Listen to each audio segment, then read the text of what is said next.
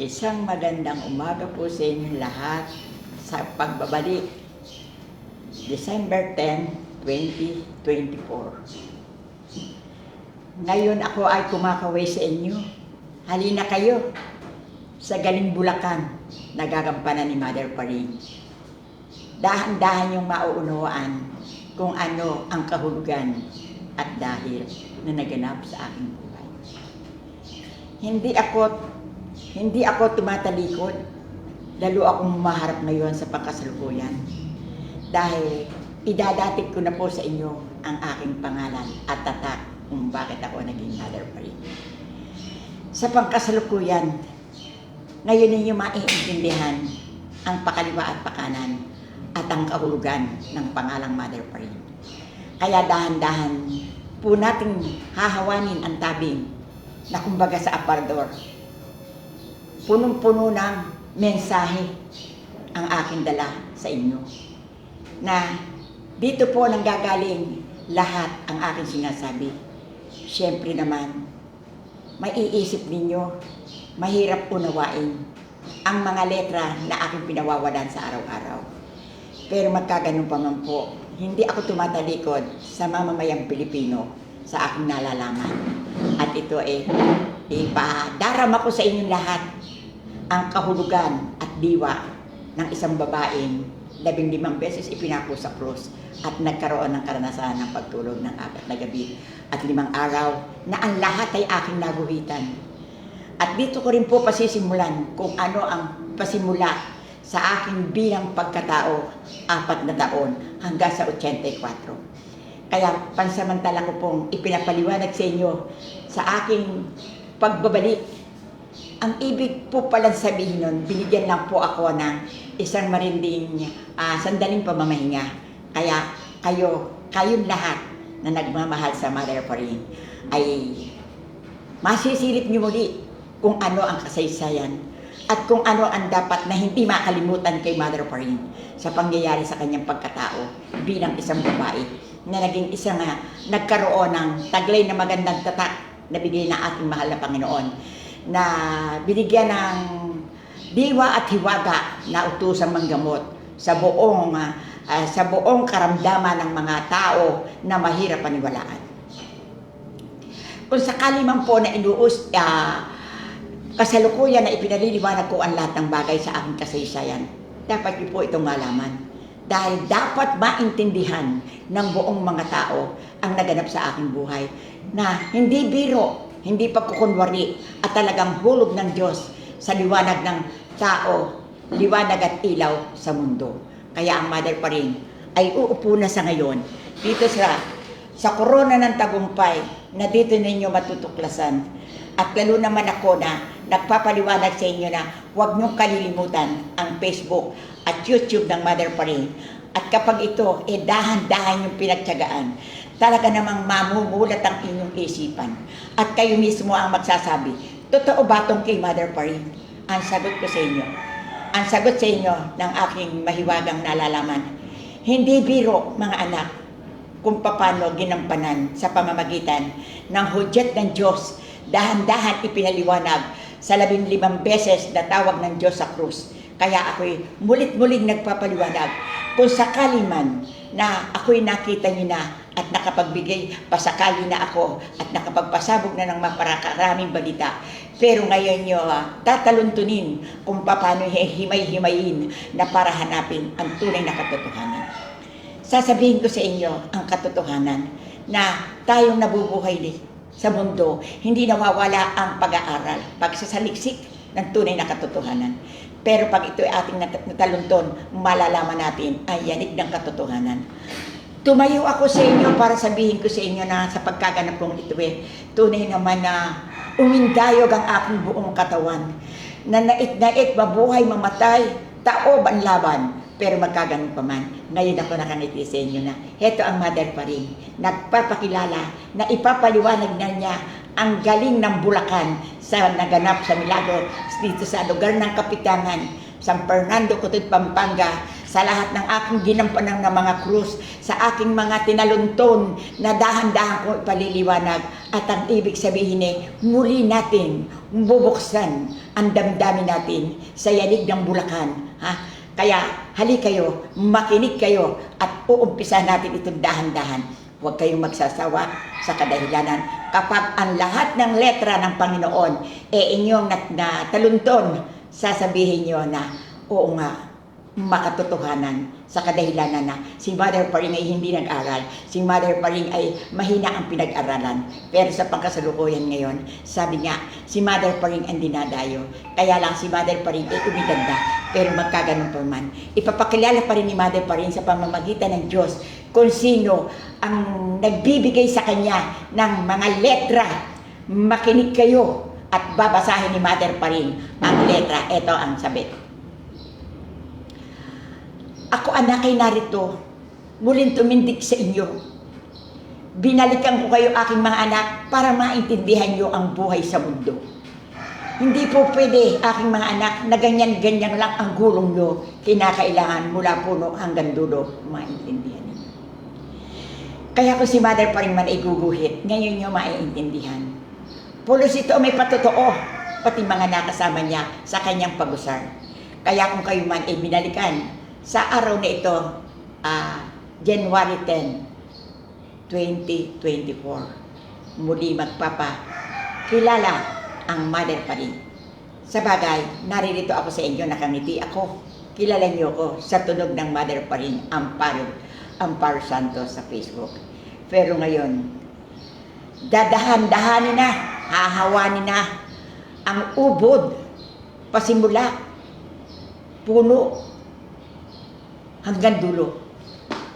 Sa kadahilanan, dapat ninyong malaman na ang nangyayari hindi pala basta ganyan lamang. Lalo-lalo na sa pasimula at kung saan nanggaling ang tao. Sa unong yugto, nagkakilala, nagmahalan, hindi magkakakilala. Nagmahalan, nag-lovemaking, naroon ang lahat. Ngayon, eto na. Nasa yugto na tayo ng buhay. Na ang mga tao nakapag-aral, nagkaanak, nagkamalugang, naging lolo at lola. Pero na kayo, hali na kayo, makinig na kayo sa bubuksan ng Mother Paring. At ngayon pa lang ang umpisa na kung sakalit kayo ay makikinig, diwa at hiwaga ng talino ng tao na malalaman nyo. At ang akin the best and the number one, ang pagpapaliwanag tungkol sa karamdaman na kung sakali man na paulit-ulit akong nagpapaliwanag sa inyo, hindi nyo sukat akalain na itagis ko ang aking buhay sa pamamagitan ng lagis. Makinig lamang kayo, aking mga anak. Napakaraming kaliligtasan. Itanong niyo sa akin kung bakit yung matataas ang creatinine. Uminom lang kayo ng 3 beses na sunod-sunod na 5 with follow-up of water. At pagkaraan ulitin niyo uli. Tandaan niyo, ang bakterya ng tiyan niyo, mananaog. Hihimay-himayin yan.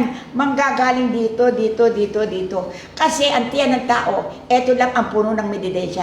Dito, ang mga walang hangin lang ang nakapaloob dyan para lang bag ito. Kaya pag yan ay sinundot, ginamot, doon naroroon ang ihi, naroroon ang hangin, naroroon ang bakterya.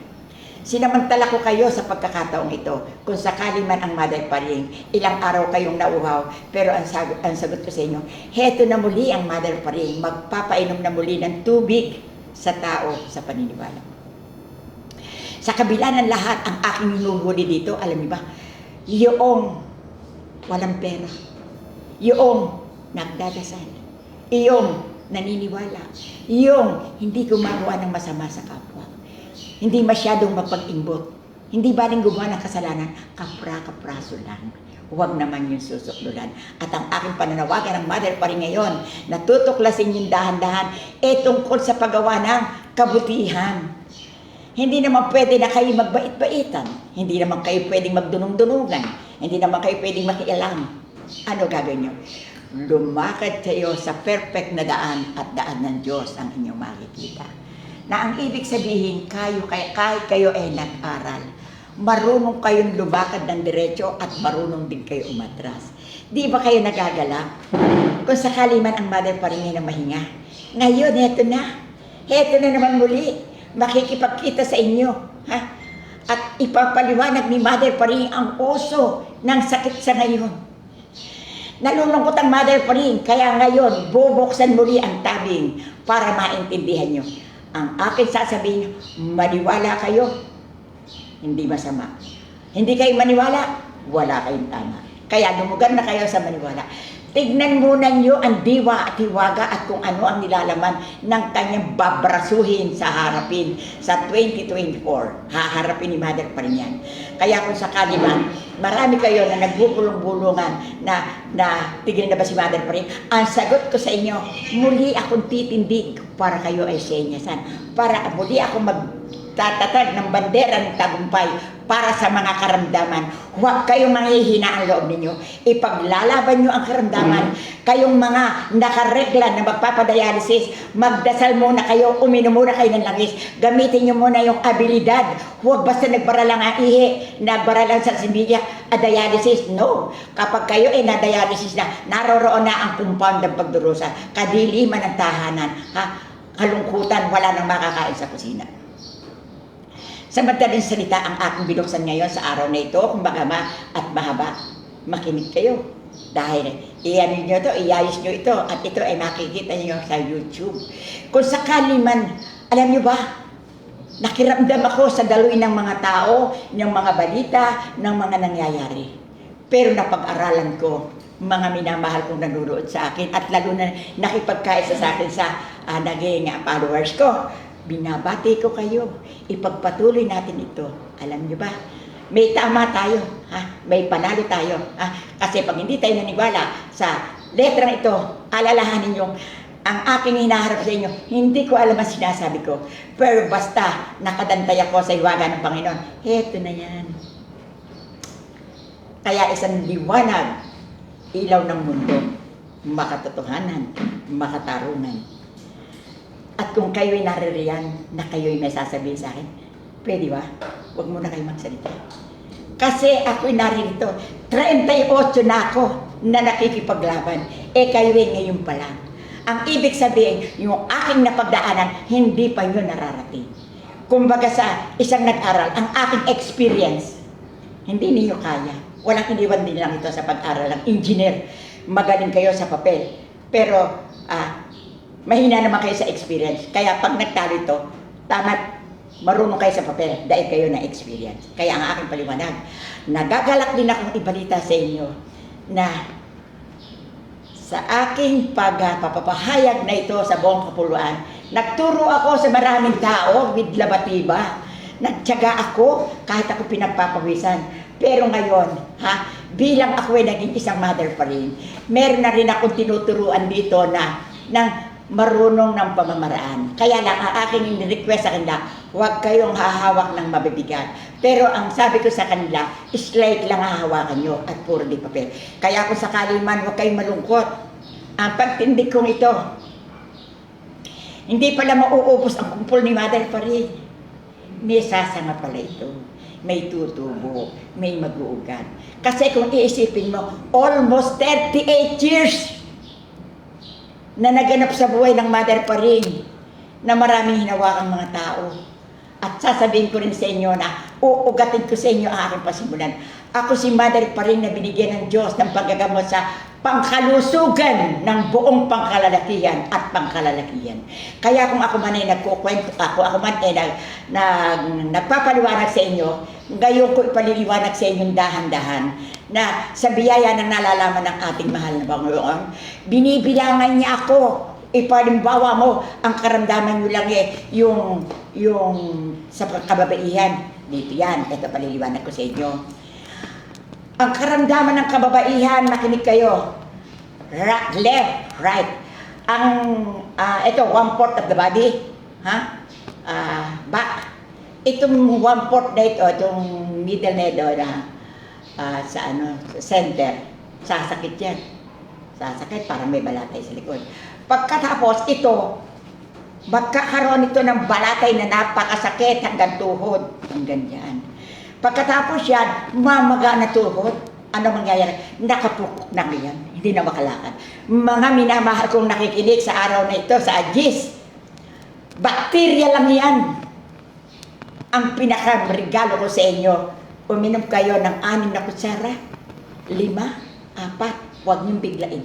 Huwag niyong pagsisiyan. Tandaan niyo, marami na nakikinig sa akin, sa aking natuklas na ito. Kaya ang tangi kong masasabi, tuklasin niyo ang pangalang Mother Parin. At ang sagot ko sa iyo, halina kayo sa Bulacan at tuklasin natin ang nalalaman ni Mother Parin. At dahan-dahang ipapaliwanag ang lahat.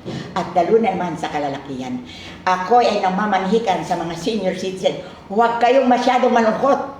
Huwag kayong magtamag-tamaran. Uminom kayo ng langis, uminom kayo ng pagsunod, at nang hindi maging plato ang inyong ari. At sasabihin ko sa inyo, pasensya na kayo. Sa totoo lang po ang laban natin. Ano man ang mangyari sa akin, totoo lang sinasabi ko. Kapag kayo, huwag kayong mag-ino-onisentihan.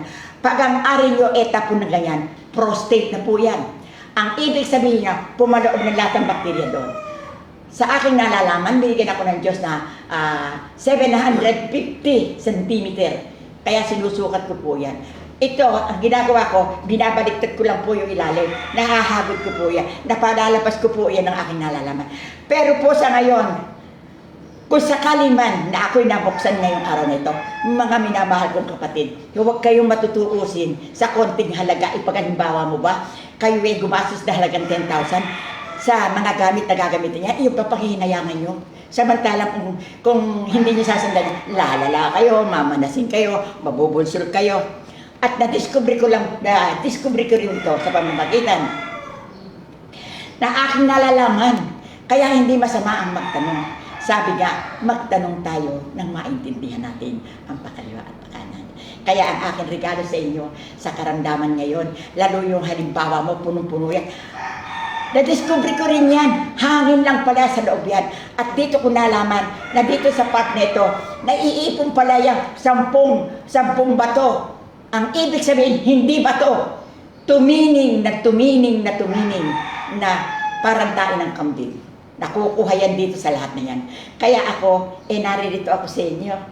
Ipinaliwanag ko ang hiwaga at diwa ng aking nalalaman sa araw na ito.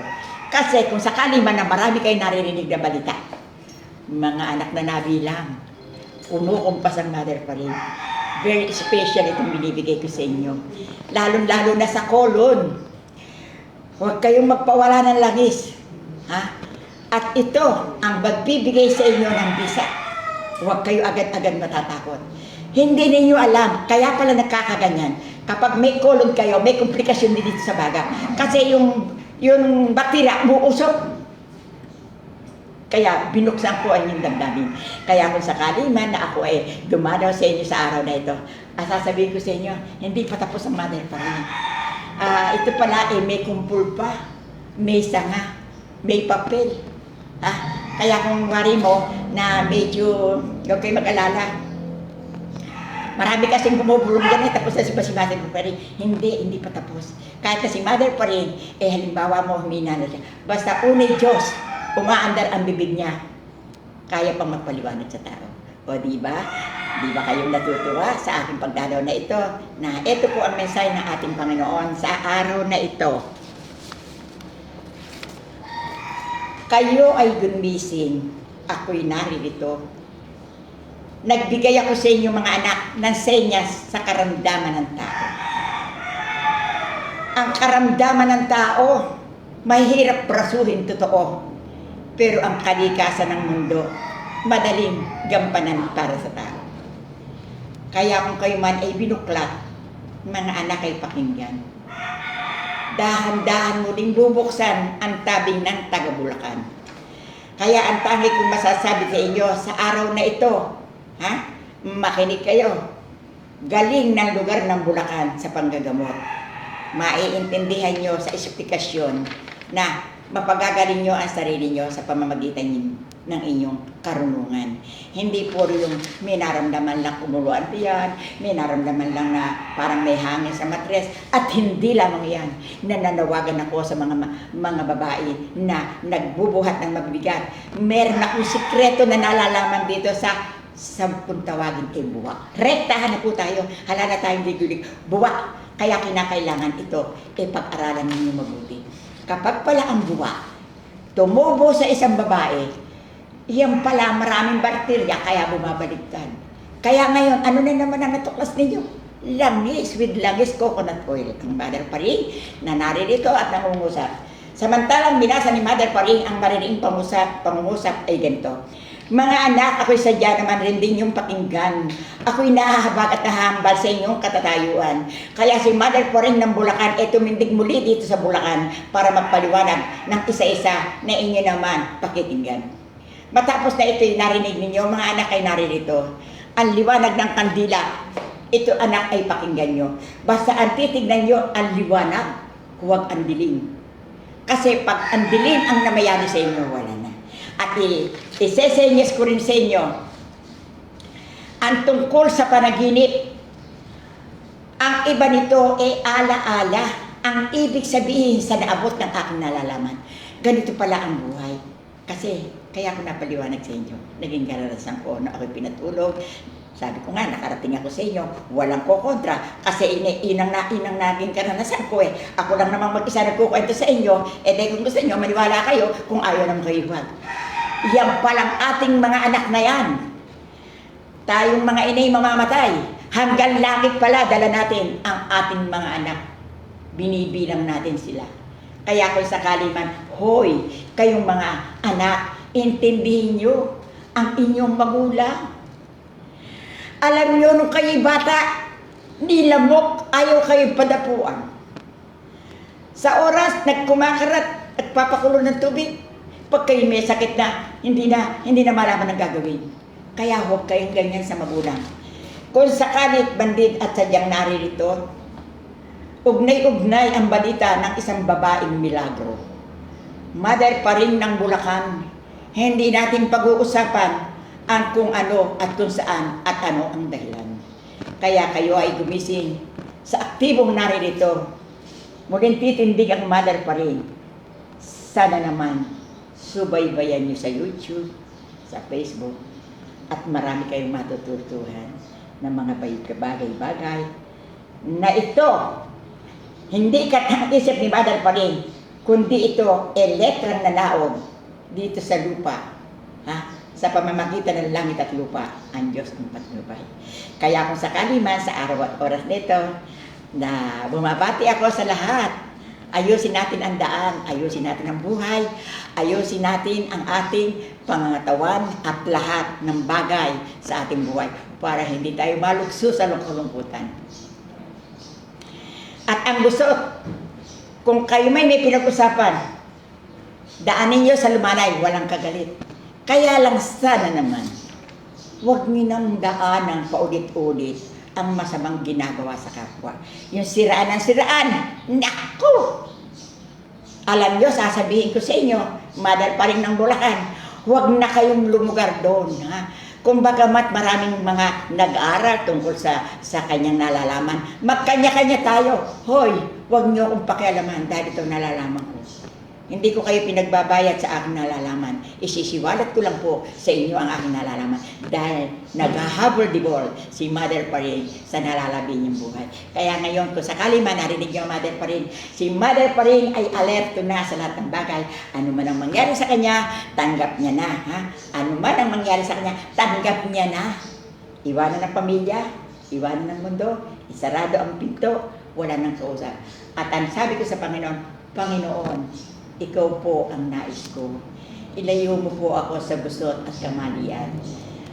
Ikaw po ang nais kong kaniig tuwi-tuwi na. Kaya kung sakali man kayo, ang Mother Paring ay nakapag-usap sa inyo ngayon, January 10, 2024. Ito po ang dahan-dahan natin hahawanin ang tabing. At kung sakali man na kayo ay dadayo dito, mga minamahal kong mga kapatid, sana naman iayos nyo na ang inyong pagkatao. At saka kung kayo pupunta dito, gumayak na rin kayo sa mga gagamitin nyo. Huwag na yung may tanong pa, i-follow up nyo din sa Facebook. Yung langis, yung ganirigay, sundin nyo na rin. Huwag na kayong maging mapurulang ulo nyo, tanong kayo ng tanong. Isubaybay nyo na lang yan. Kasi mahirap din magsasagot. Pero magkaganon pa man, ang Mother Paring ay hindi masungit, kinakailangan kung kayo ay may tanong, sasagutin kayo. Kaya magpapaalam si Mother Paring at muli, irorolyo, ipaliliwanag ang lahat ng pakaliwa at pakanan. Basta Magtiyaga lang kayo, magtsatsaga din ako sa inyo. Ang awit kong ito ay bibigkasin ko po ang kapraso at magwawakas na po ang aking pagdalaw sa tao. Ito po. Diyos ko po. Nang ako ay tunay sa inyong nanawagan, ako ay sadya hinding nag-unat ng kamay, na ako ay sadya tumindig sa inyong harapan, na ako'y bipo at ako'y pinakuan, na ngayong narinig niyo wagayway ng buhay, na ako'y naririto sa tao'y naghihintay. Tunay di ninyo sadya na malilimutan, na mother pa rin ng Bulacan sa inyo'y nagmahal. Alam niyo po, sasabihin ko lang sa inyo ang katotohanan. Kaya po ako laging nagdarasal. Sinasama ko po lahat yung mga nakakilala ko rito sa lugar ko, yung lahat ng dumalaw, yung lahat ng bumabati, yung lahat ng may karamdaman. Ako po nagpapatulong na sa aking mga agapay dito, nasagutin natin lahat. Kasi hindi po ba nakatutuwa na kapag ako ay nagbigkas ng salita, nakatutulong, nakakaligaya. Kaya nananawagan ako sa inyong lahat.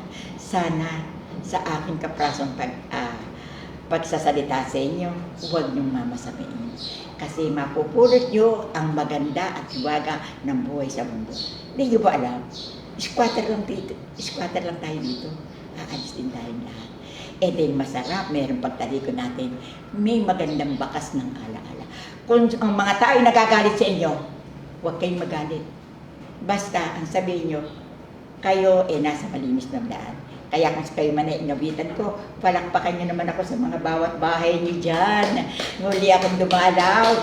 Nagparinig ako sa inyo. Alam ko, naiinip kayo. Lagi nyo akong hinihintay. Pero ngayon, ang ating pag-uusapan, hindi buhay ng may buhay, kundi yung ating tunay na ugat na buhay. Kung ano dapat natin gawin, kung ano dapat natin gawin sa kapwa natin. Hindi na tayo magpaparagala ng pamamainan pa kung ano-ano istorya. Pero ang mother pa rin, tunay na. Ito po ang sabi niya at malapit na matapos. Kayo ay gumising, ako ay pakinggan. Ang tunay na liwanag, sa inyo ko'y sinisigaw. Huwag kayong maninira sa kapwa ninyong walang naintindihan. Basta dumiretso ng daan. Ang masama sa inyo, huwag nung gagawin sa kapwa niyo. Ngayon po, muli na naman akong heto na naman. Sa mga karamdaman, maririnig ninyo ako. Dahan-dahan ko pong ipapaliwanag sa inyo at lalo na akong natutuklas. Yung po palang bakterya sa loob ng katawan ng tao, iyan pala bumabara din sa spinal. Yung palang tubo sa uterus, nakakaroon din pala ng baranda. Kaya kung sakali man, nagbigay ako sa inyo ng kaprasong paliwanag, muli kayong magtanong at naririto ang mother pa rin ng Bulacan. Lagi niyang tignan at naririto naman bukas ang kanyang Facebook at YouTube. Silipin yung pansamantala. Kapag kasi isinaisip ninyo ang sinabi ni mother pa rin, mayroon kayong matututunan. The best and the number one, yung last word, ang masama sa inyo, huwag niyong gagawin sa kapwa niyo. Bye. Love you to everybody in the world.